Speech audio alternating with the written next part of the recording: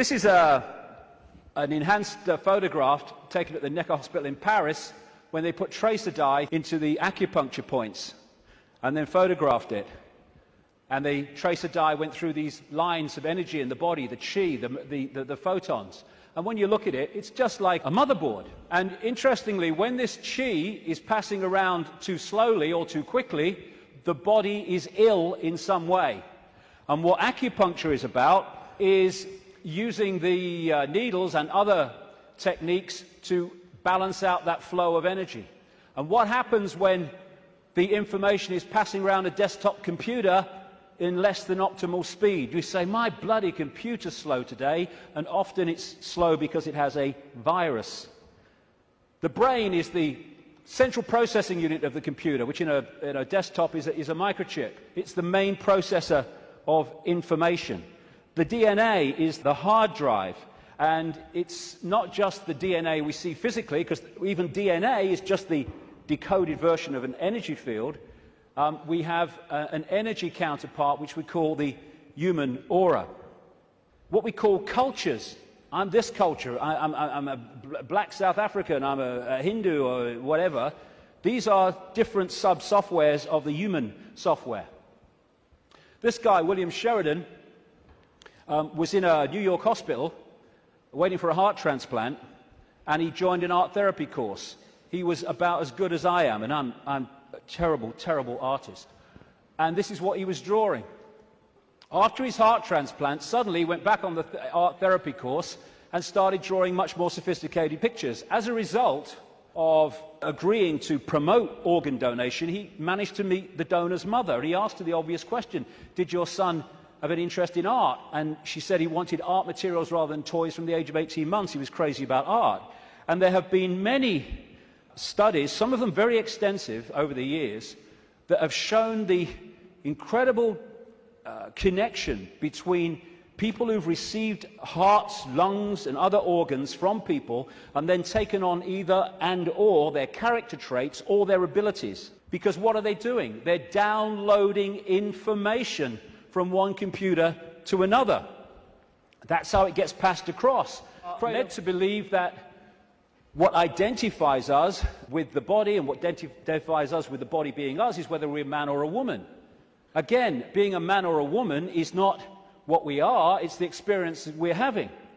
How can we be a man and a woman, or how can that be what we are, when you can change from a man to a woman through chemical intervention? It's changing the nature of the computer through chemical intervention. Freaky the chicken, who was in the papers a few years ago, started out life as a hen, laying eggs, then had a massive, for some reason, explosion of testosterone and became a cockerel. Started chasing the chickens, the hens, and crowing at dawn, grew a comb. How can male or female be what we are when that can happen? It's an experience for consciousness which is neither male or female, because it's all possibility. This is from the BBC website. Scientists have been able to take control of flies' brains to make females behave just like males. Researchers genetically modified the insects so that a group of brain cells that control sexual behavior could be switched on by a pulse of light. The team was able to get female fruit flies to produce a courtship song behavior usually only seen in males. Just so you manipulate the computer. Why do birds suddenly start singing together when the sun comes up? I mean, is there someone with a bat on? Go! Why did Freaky the chicken start crowing at dawn when the testosterone came in? It's a program. It's the same with emotions, where we think the emotions of who we are. But you can fundamentally change your emotional state through drugs, through chemicals, through things like mercury. Mercury in fillings can change your personality.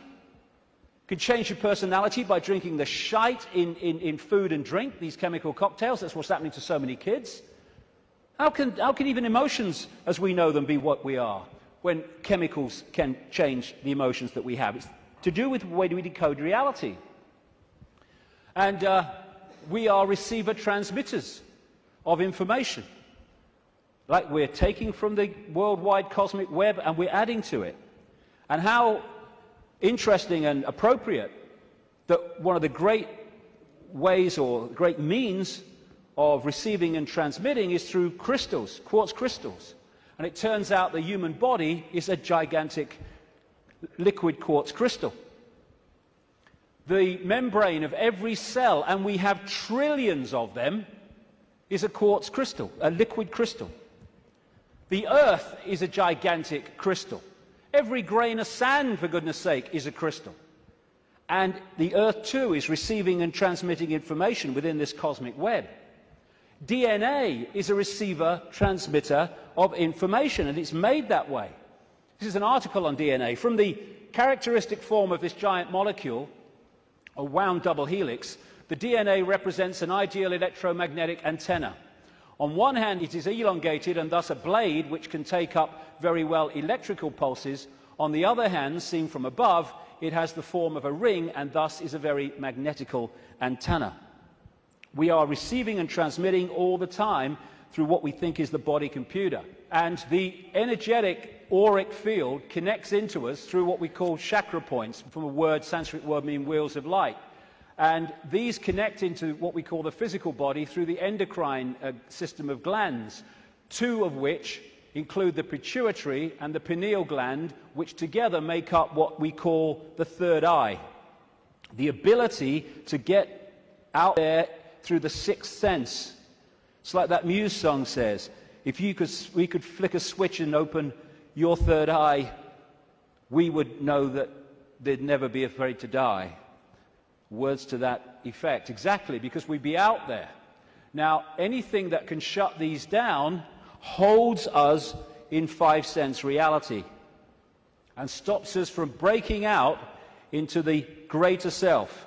That's where they want us, and that's where they've got so many people, the vast majority, in that state, in a false identity. The world looks so solid, I grant you, but it can't be.